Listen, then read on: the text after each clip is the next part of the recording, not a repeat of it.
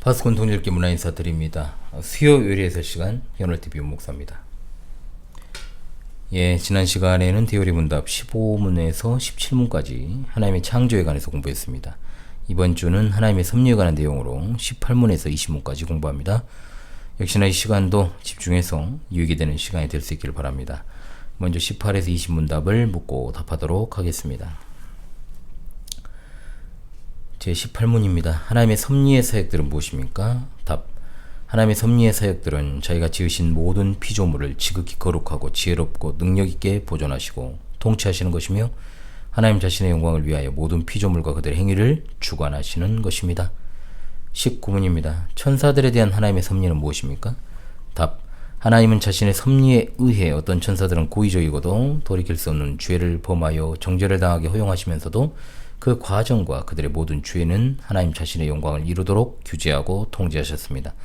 또한 나머지 천사들은 거룩하고 행복하게 세우심으로 자신의 권능과 자비와 공의를 시행하시는 일에 이 모든 것을 기쁘게 사용하셨습니다. 20문입니다. 창조된 본래의 상태에 있던 사람을 향한 하나님의 섭리는 무엇이었습니까? 답. 창조된 본래의 상태에 있던 사람을 향한 하나님의 섭리는 그를 에덴 동산에 두시고 그것을 돌보도록 그를 임명하시고 땅에서 나는 모든 열매를 먹을 수 있는 자유를 그에게 주신 것이며 모든 피조물을 그의 통치 아래 두시고 돕는 배필을 주시기 위해 결혼을 제정하신 것입니다. 또 하나님 자신과 교제하게 하시고 안식일을 제정하셨으며 인격적이고 완전하며 항구적인 복종을 조건으로 생명나무를 보종으로 삼아 사람과 더불어 생명의 언약을 맺으시고 선악을 알게 하는 나무 열매의 먹음을 죽음의 형벌로 금지하신 것입니다. 라고 하였습니다. 먼저 우리가 보겠습니다. 하나님의 섭리의 사역들은 자기가 지으신 모든 피조물을 지기 거룩하고 지혜롭고 능력있게 보존하시는 것이다 라고 18문의 답이 되어 있습니다. 섭리는 한자어로 다스릴 섭의 이치리자를 쓰죠. 미리보다는 뜻을 가지는 라틴어 동사에서 유래했다라고 합니다. 하지만 하나님의 섭리를 우리가 그렇게 단순하게 이해하지는 않습니다. 하나님께서 모든 것을 공급하시고 다스리신다는 의미를 갖죠. 칼빈은 하나님의 눈과 그의 손길에 관계되는 것이 섭리다라고 했습니다. 즉 하나님의 섭리를 간단히 정의하면 지으신 모든 만물을 보존하시며 돌보시는 것이다. 돌보신다는 말이 더 어울릴 수 있습니다. 원칙은 지으신 모든 피조물을 거룩하게 돌보시는데 하나님의 섭리에서 벗어나 있는 피조물은 존재하지 않는다. 하나님 손길에 의해 지음받지 않은 피조물은 없으니까요. 자, 그런데 하나님의 섭리를 부정하는 이론들이 있죠. 자주 언급하는 범신론과 이신론이라는 게 있습니다. 범신론은 세상 만물을 하나님과 동일시하는 것이고 이신론은 세상에 대한 하나님의 손길을 거절하는 이론이죠. 이신론은 마치 하나님께서 정밀한 시계공으로 스스로 돌아가게끔 시계를 만드셨으므로 그 이후에는 세상에 간섭할 필요가 없다는 식으로 주장을 해요. 즉 그들에 따르면 우주는 거대한 시계다. 하나님께서 시계를 만드셨고 그 시계의 태엽을 감고 그냥 두셨다. 예전에 거실마다 여러분 오래된 시계가 있었죠. 시계 밥 줘야 되고 돌아가는 거. 자, 그래서 괴종시계라고 우리가 부르는 그 시계처럼 태엽 감고 그냥 뒀다는 거예요. 그러므로 우주는 자연법칙에 의해 하나님의 통치나 제어가 없이 자신의 길을 가고 있는 것이다. 이 신론은 오늘날 우리가 살아가는 이 세상과 하나님이 관계가 없다라고 말을 하는 겁니다. 심각하죠. 이 신론에 따르면 하나님은 세상과 아주 오래전에 결별을 했고 더는 하나님과 접촉이 불가능하다고 말합니다. 하나님은 우리 기도를 들을 수도 없고 교통할 수 없다라고 말하는 이것이 얼마나 위험한 사상입니까? 하나님은 크신 지혜로 만물을 돌보십니다. 우리가 막상 어려운 현실을 겪을 때면 가슴이 무너져 내리지만 어느 시점에 가서는 하나님의 섭리를 깨닫게 되는 일들이 있습니다. 바로 그런 이유 때문이죠. 하나님의 돌보심은 기복이 없습니다. 언제나 한결같고 꾸준하죠. 그 이유는 하나님의 광대한 지혜 때문입니다. 성도는 아무리 세상이 요동을 치고 여러가지 재난과 사건 사고가 끊임없음에도 흔들림이 없습니다. 우리를 돌보시는 하나님의 지혜를 신뢰하기 때문입니다. 시편 145편 17절 여호와께서는 그 모든 행위에 의로우시며 그 모든 일에 은혜로우시도다. 아멘. 말세지 말이 되면 지구의 멸망에 대해 이야기하는 사람이 많아집니다. 소행성이 지구에 충돌해서 지구가 멸망한다는 시나리오 영화들이 아주 예전부터 많았고, 몇 년 전에는 넌 룩업이라는 영화가 지구 종말의 상황을 그리고 있습니다. 종말 직전까지도 본능과 이기적 탐욕에 충실한 인간들의 모습이 굉장히 적나라하게 그려지는 일반적인 어떤 영화와는 좀 다른 그렇게 구성으로 마무리가 되는 것을 보는데, 그러나 그런 일은 일어나지 않습니다. 세상의 끝은 예수님께서 강림하시는 때지 어떤 내 외부적인 상황이 발생해서 끝이 나는 게 아닙니다.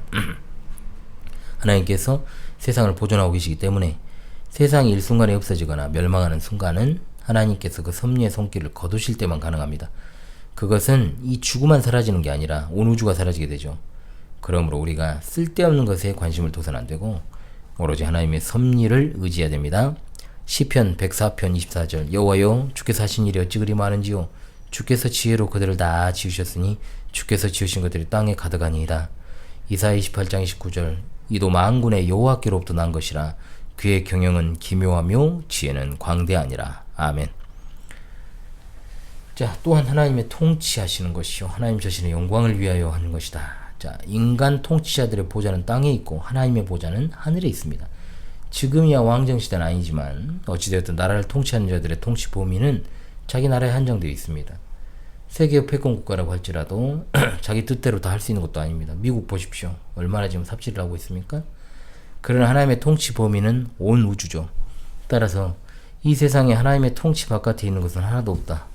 하나님께서 지으신 피조물들도 모두 하나님의 뜻을 이루기 위한 수단입니다. 하나님을 대적하는 사탄도 하나님의 통치 아래 있습니다. 그가 마지막 시대에 어떤 사악한 계획을 세우고 그것을 실행하려 한다 해도 하나님의 허용작정 범위 안에서만 활동하기 때문에 그가 스스로 할 수 있는 일은 없습니다. 이 세상에서 하나님의 뜻을 벗어나 일어난 일은 단 한 가지도 없습니다. 그러나 그렇다고 해서 인간의 자유의지가 무시되는 것은 아닙니다. 하나님께서는 사람들의 의지에 반하여 통치하시지 않고 사람의 의지적 삶조차도 섭리하시기 때문에 결국 하나님의 작정하신 뜻대로 행하게 되는 것이죠. 마태복음 10장 29절 31절 최근에 이걸 했죠. 참새 두 마리가 한 아사리온에 팔리지 않느냐? 그러나 너희 아버지께서 허락하지 아니하시면 그 하나도 땅에 떨어지지 아니하리라. 너희에게는 머리털까지 다 세신 바 되었나니 두려워하지 말라. 너희는 많은 참새보다 귀하니라. 아멘.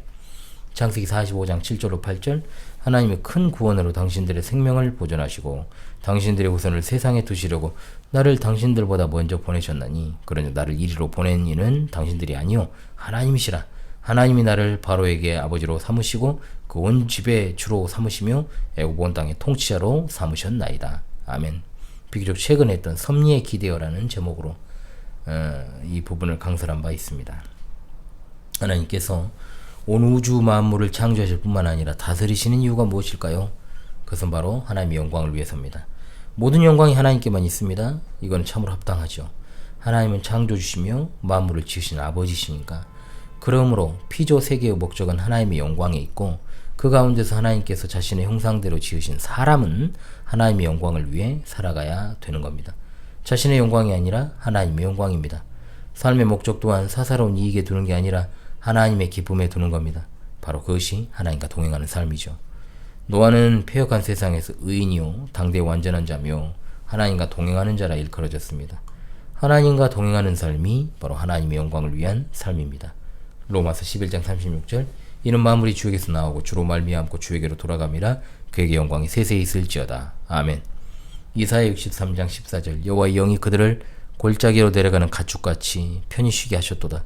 주께서 이와 같이 주의 백성을 인도하사 이름을 영화롭게 하셨나이다 하였느니라. 아멘.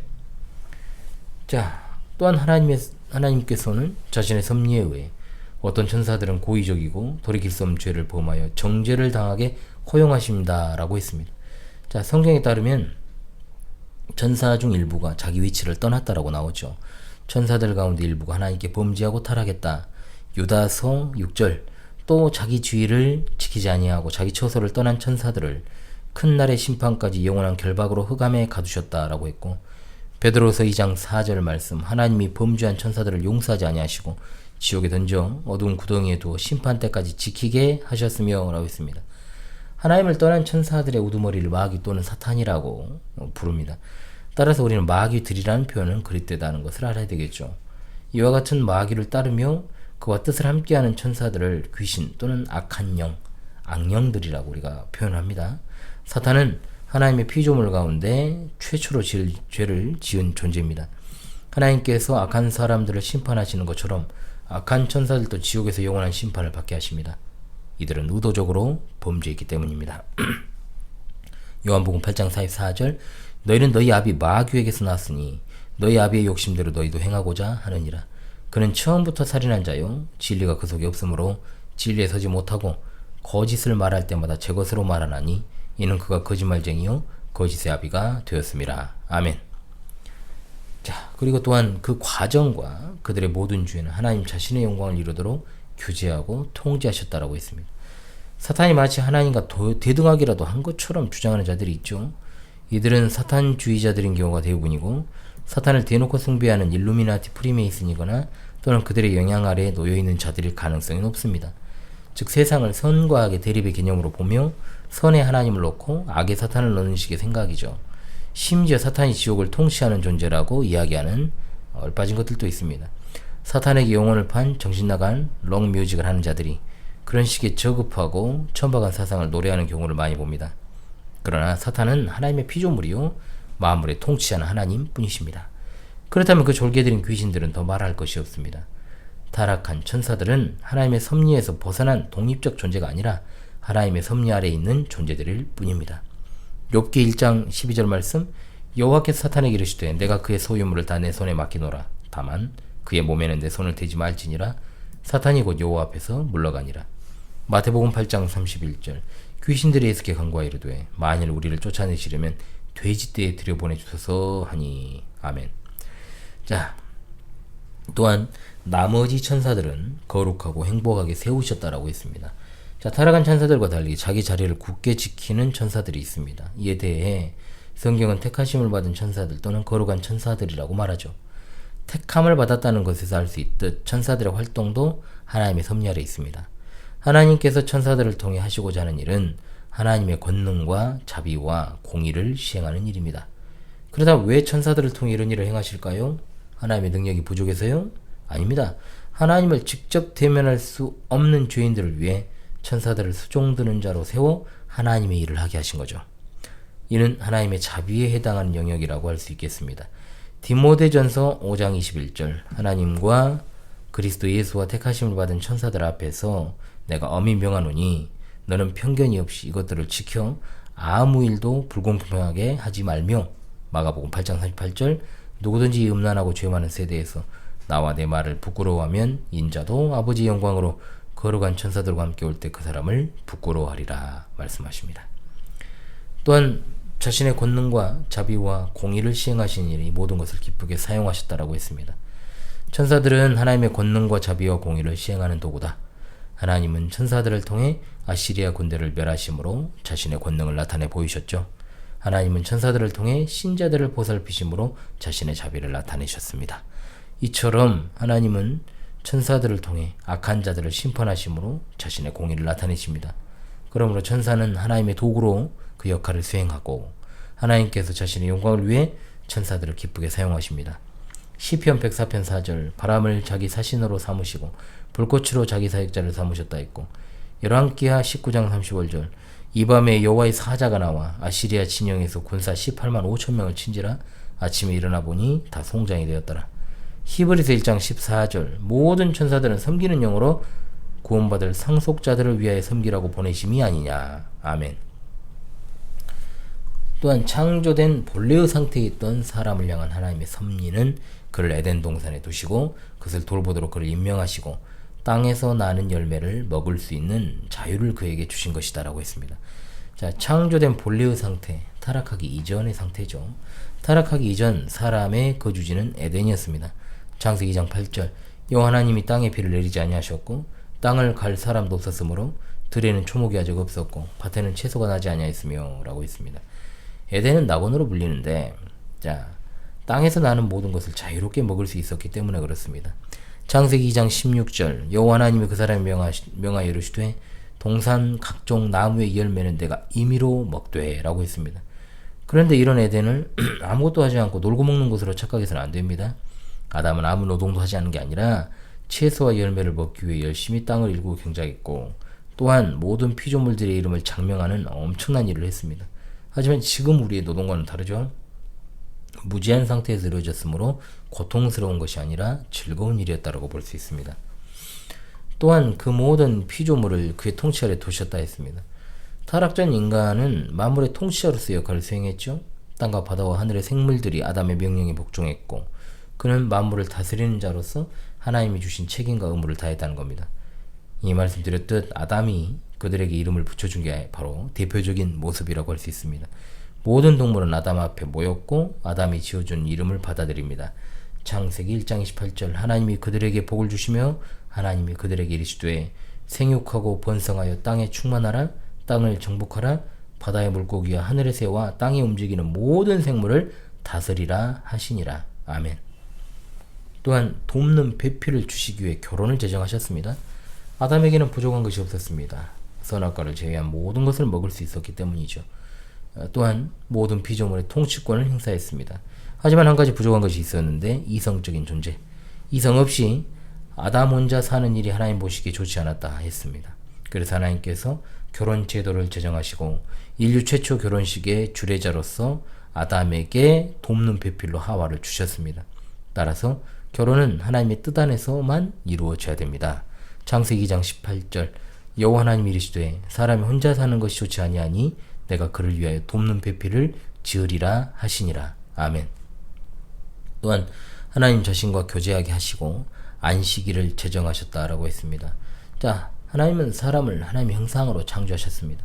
창세기 1장 27절로 28절 하나님이 자기 형상 곧 하나님의 형상대로 사람을 창조하시되 남자와 여자를 창조하시고 하나님이 그들에게 복을 주시며 하나님이 그들에게 이르시되 생육하고 번성하여 땅에 충만하라 땅을 정복하라 바다의 물고기와 하늘의 새와 땅에 움직이는 모든 생물을 다스리라 하시니라. 아멘. 그리하여 하나님의 마음을 이해하고 또 하나님의 영광을 위해 살아가게 하셨습니다. 사람은 하나님의 마음을 헤아릴 수 없는 짐승들과 달랐고 하나님과 교제할 수 있는 존재로 지음을 받았습니다. 하나님은 항상 안식을 누리고 계십니다. 하나님은 완전하시니까요. 하지만 하나님께서 제7일에 안식하신 건 특별한 사건입니다. 창세기 2장 3절 하나님이 그 일곱째 날을 복되게 하사 거룩하게 하셨으니 이는 하나님이 그 창조하시며 만드시던 모든 일을 마치시고 그날에 안식하셨습니다. 하나님께서 사람을 초대하셨습니다. 지금까지 하나님 홀로 안식을 누리셨다면 이제부터는 사람도 안식을 누리게 되는 거죠. 안타깝게도 지금은 태초와 같은 안식을 누리거나 경험할 수 없습니다. 사람이 타락하고 부패했기 때문이죠.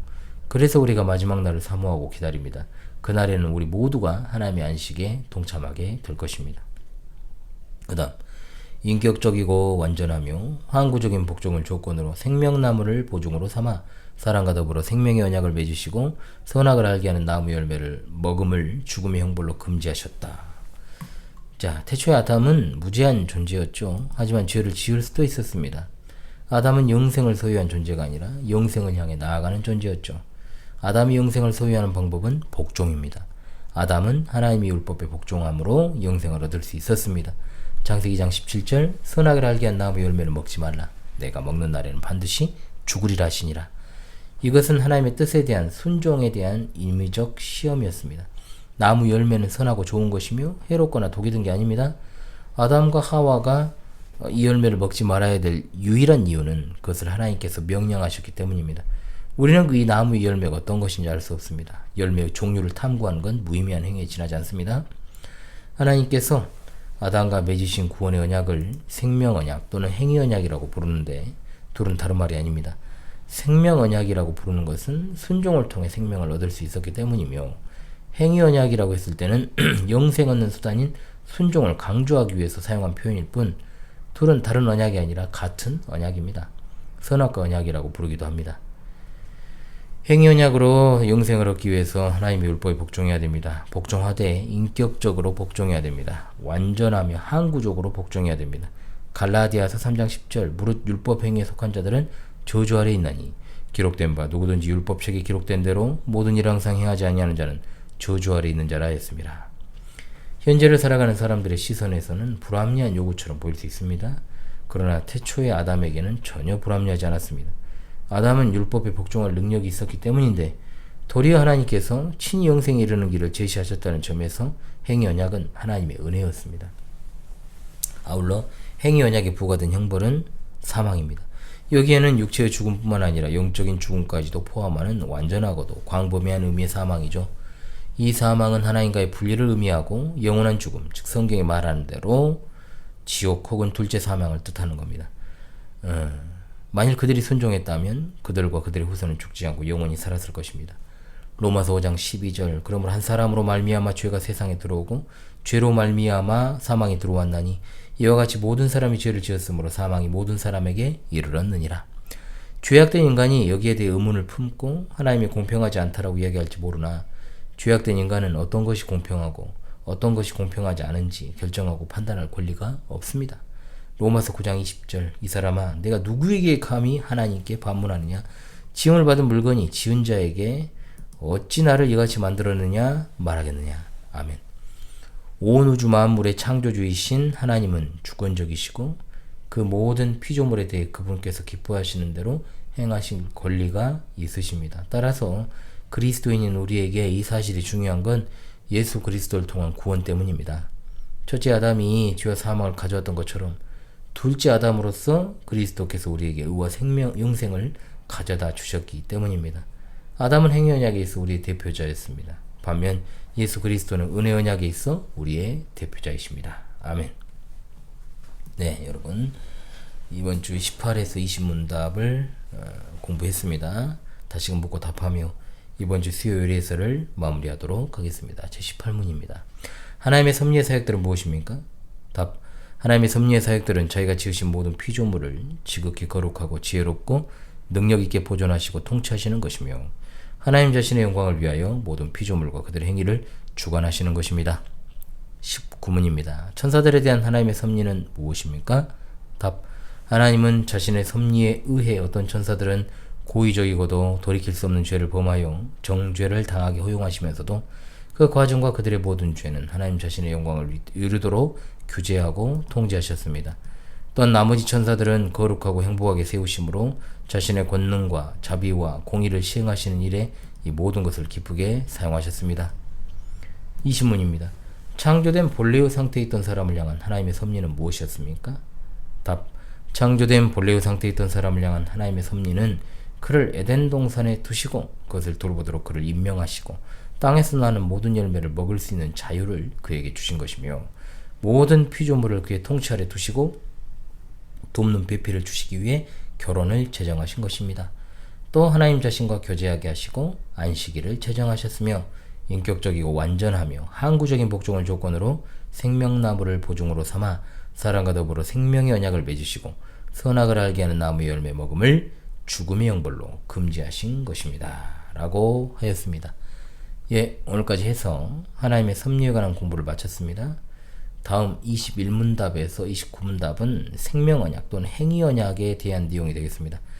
다음 시간부터 본격적으로 이 부분을 공부하도록 하겠습니다. 지금까지 수요 요리 해설 시간에 현월TV 목사였습니다. 다음 주 시간에 다시 찾아오겠습니다. 감사합니다.